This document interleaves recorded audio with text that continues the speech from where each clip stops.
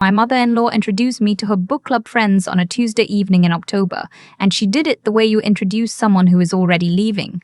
"This is Sylvia," she said, with her hand resting on the back of my husband's chair instead of anywhere near me. "Neil's wife. For now." I was standing in the doorway of her dining room with a ceramic dish of sweet potato casserole I had spent 2 hours making. The dish was warm through the towel I had wrapped around it. I had driven 40 minutes to bring it, because she had called that morning and said she was hosting her book club and would love for us to come.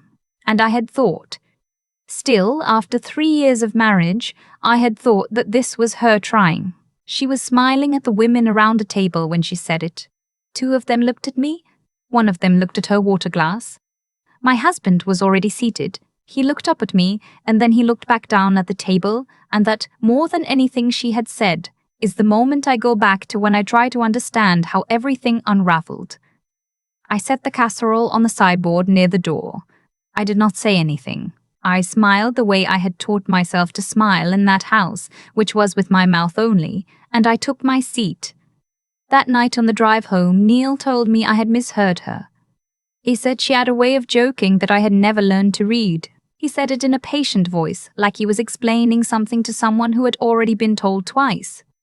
I looked out the passenger window at the highway and I did not argue with him. I had learned that too. I met Neil at a work conference in Chicago 6 years ago. I was 31 and working in compliance for a mid-sized insurance company. He was there with a firm that handled commercial real estate. He was easy to talk to in the way that some people are. He listened, he asked follow-up questions. He remembered things you had said an hour earlier. We dated long distance for 8 months before I moved from Columbus to Cincinnati, where he had lived his whole life. His mother, Miriam, lived 11 minutes from our apartment. I did not know at the time what that number would come to mean. The first year was not bad exactly. Miriam was the kind of woman who ran things, the Church Stewardship Committee, a women's investment group she had founded in the 90s, the informal network of favors and information that seemed to hold her social world together. She had been widowed 7 years before I met Neil, and she had reorganized her life around her son with a completeness that I respected, even when it started to cost me things. She did not like me from the beginning. I know that now. At the time, I told myself I was imagining it. The comments were small at first. She asked about my work situation with a pause before work that made it sound like a polite word for something else. She mentioned twice a woman named Cassandra who had dated Neil for 4 years in his late 20s, once in the context of a casserole dish she wanted to return to her, and once in no context at all. When Neil and I bought our house, a 3-bedroom craftsman in a neighborhood called Oakview, the house I had spent months finding, she said it was ambitious and asked if we had thought through the commute. We had. I had a spreadsheet. Neil told me she was just protective. He said she had gone through a hard few years after his father died and that she needed time. I gave her time. I brought her food when she was sick. I remembered her birthday and her half-birthday, which she celebrated, and her late husband's birthday, which she also celebrated. I drove her to a specialist appointment in Dayton when Neil had a work conflict and sat in the waiting room for 2.5 hours reading a magazine from 2019. She thanked me for the rides. She did not thank me for the other things. The house was mine. I want to be specific about this because it matters to everything that follows. Before Neil and I married, I had savings, 12 years of working and not spending extravagantly, and inheriting a small amount when my grandmother passed. I used that money as the down payment on the Oakview house. The mortgage was in my name. Neil contributed to the monthly payment and to the household in general, and we had always treated it as ours. But the legal fact was that the house was mine. I had bought it. My name was on the deed and on the loan. Miriam knew this. She had been present at a dinner 2 months after we moved in, where this came up in conversation. She had not reacted visibly. She had asked about the square footage. About 18 months into living there, things began to shift in ways I noticed but could not yet name. Neil started taking calls from his mother in the bedroom with the door closed. He started being vaguer about money. Not dishonest exactly, but the easy transparency we had always had started to develop small, opaque patches. He suggested once and then again that we should look into refinancing, that it might be smart to put both names on the loan. I said I would look into it. I did not look into it immediately, and then I forgot, and then something made me remember. The something was a Saturday in February when I came home from visiting my parents in Columbus and found a folder of documents on the kitchen counter. Neil was not home. The folder was not hidden or tucked away. It was just sitting there, which is either carelessness or a kind of arrogance, and I have thought about that question for a long time. Inside was a printout from a real estate attorney, a letter with Miriam's name at the top, notes in Neil's handwriting about community property considerations and refinancing timeline, and, on the last page, a number that represented approximately what the house would sell for if it went on the market that spring. I stood at the counter for a while. The refrigerator hummed. Outside a car went past. I took photos of everything with my phone. I put the folder back exactly as I had found it. I poured a glass of water, and I sat down at the kitchen table, and I thought about what I was going to do. I should say something about who Miriam was, because she was not a simple person, and I do not want to make her one. She had built real things. The investment group she founded had helped dozens of women in her community manage money they had never been taught to manage. She had raised Neil largely alone after his father's first health crisis when Neil was in high school. She was organized and capable and, in the right circumstances, genuinely warm. I had seen her be kind to people who had nothing to offer her, but she had decided at some point before I arrived, and possibly before she ever met me, that her son's life and her son's house and her son's future were continuous with her own.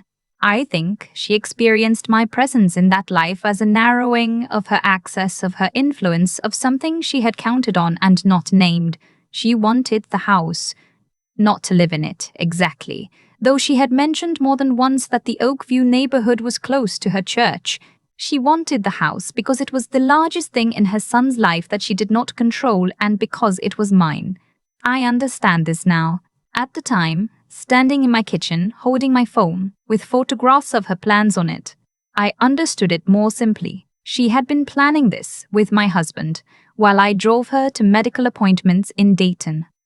I called my friend Ren that night. Ren and I had been close since graduate school, and she was a paralegal at a family law firm, though she was careful to tell me she could not give me legal advice.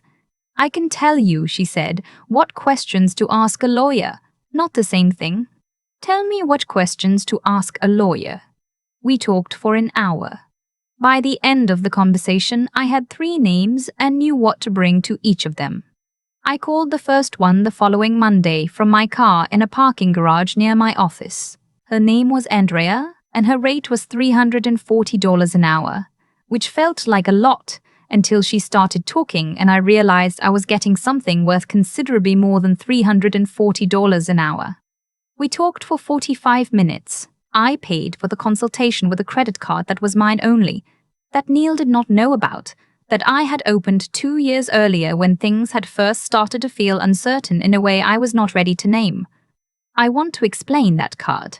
I opened it not because I was planning to leave, but because I had started to feel, slowly, and then all at once, that I had stopped being an equal party in my own life. The card was not a betrayal. It was a fire extinguisher. You do not buy a fire extinguisher because you intend to set your house on fire. Andrea told me what I needed to do.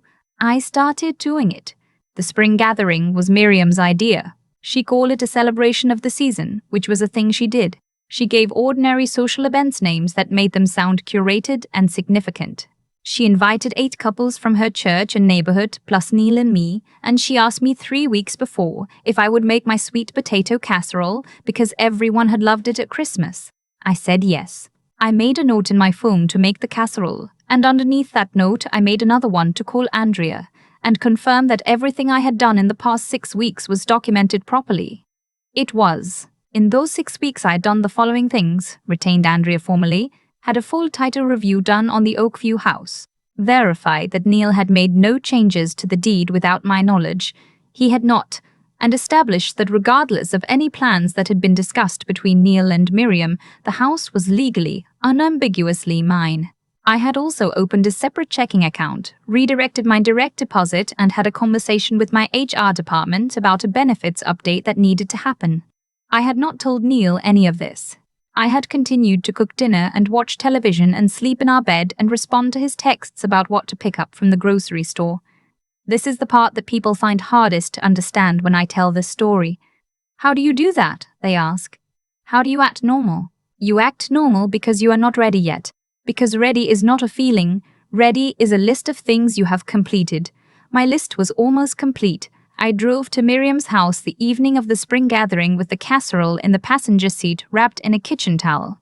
The night was cool and clear, and the neighborhood where Miriam lived looked the way it always looked at dusk.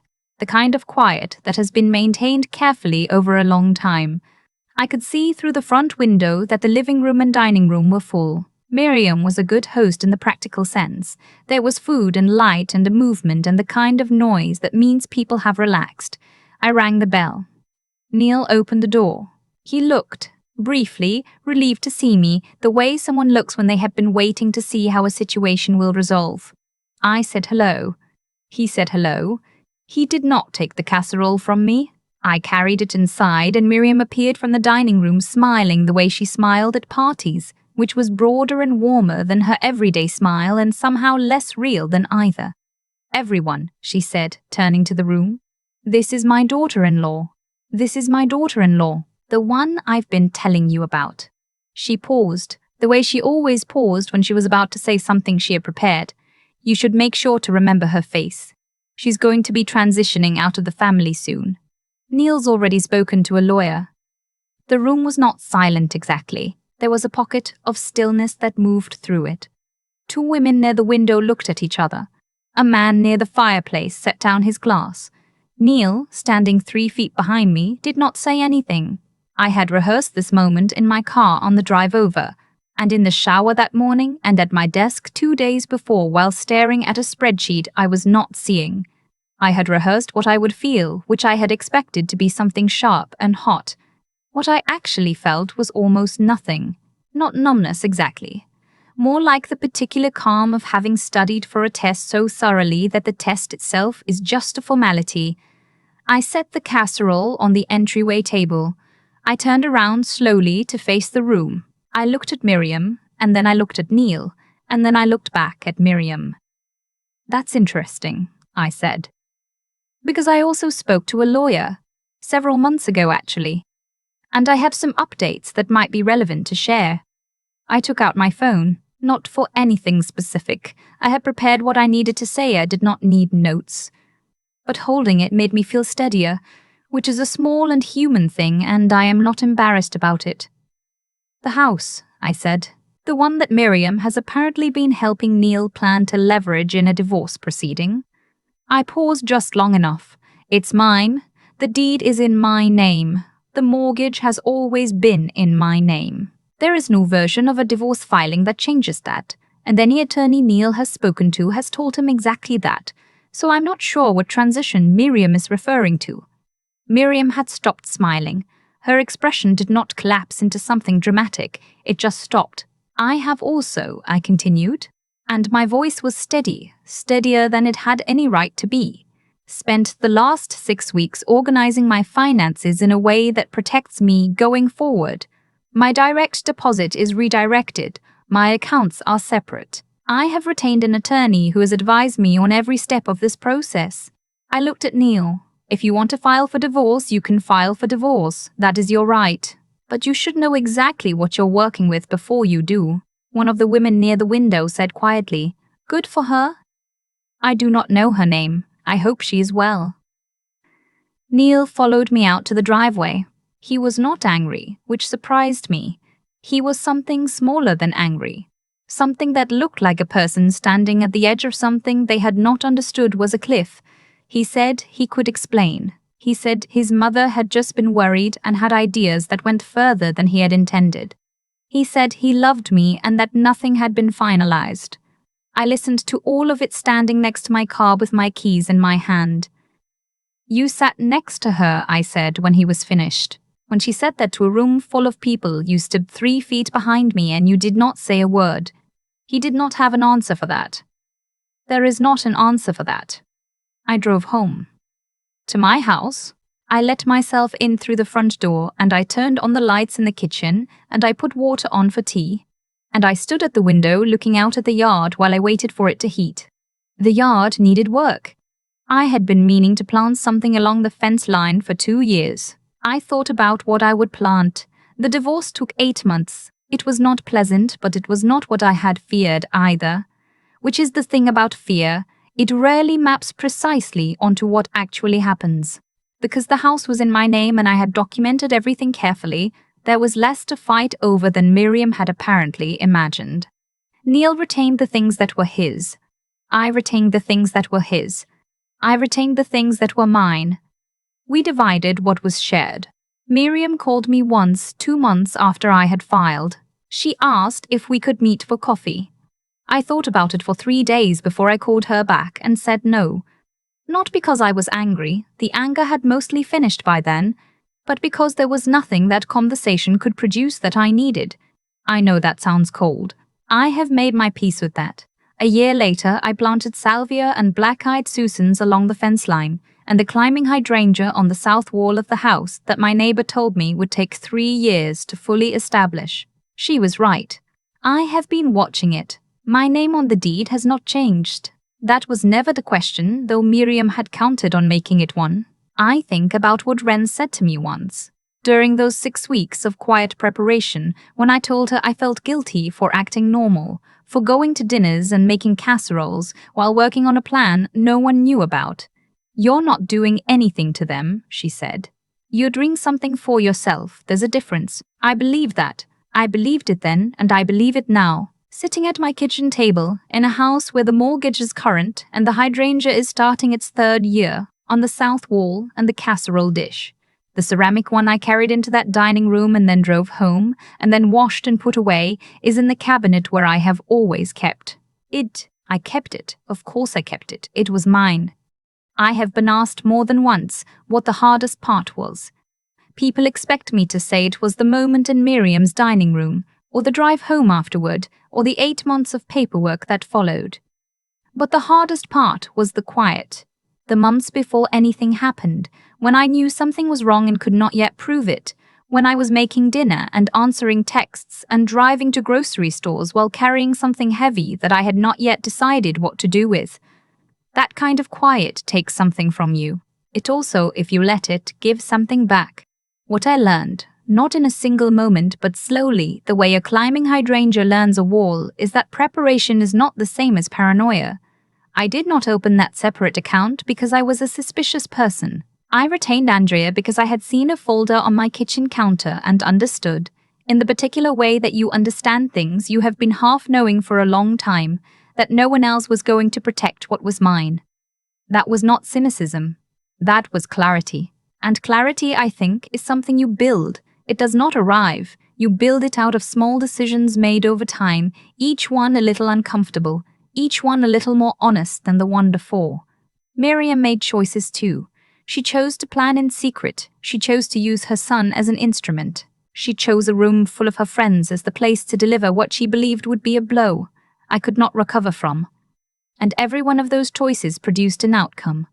Not as punishment, not as fate, but simply as consequence. The thing about acting in secret is that it requires the other person to stay uninformed. The moment I stopped being uninformed, her plan had nowhere to go. Neil made choices. He chose on a night in October, and probably on many nights before it, to say nothing. I used to think that silence in a marriage is neutral. I no longer think that. Silence is a choice like any other, and it produces consequences like any other. He chose his silence, and I chose my preparation, and those two choices met in a driveway in spring, and the result was the rest of my life. I am not angry anymore, not at either of them. Anger is useful for a while. It clarifies, it motivates, it gets you on the phone with a lawyer at 9 in the morning in a parking garage. But you cannot build anything permanent on anger. What I built my decisions on, ultimately, was something quieter. A sense that I had a responsibility to myself that no one else was going to honor if I did not honor it first. that my name on a deed meant something, and I had better understand exactly what it meant. That intelligence without follow-through is just worry, and worry without action is just suffering. The hydrangea on the south wall is in its third year. My neighbor was right about the timeline. Some things take exactly as long as they take, and the only thing to do is tend them while you wait. I kept the house. I kept the casserole dish. I kept, more than anything, the knowledge that I had handled something hard without losing myself in it. That is not a small thing. In the years since, when something difficult appears on the horizon, and things do, they always do, I go back to those 6 quiet weeks. The calls made from parking garages, the documents photographed and replaced, the dinners cooked and the texts answered while a plan took shape underneath. You can be patient and be strong at the same time. In fact, I think that is the only way to be either one for very long.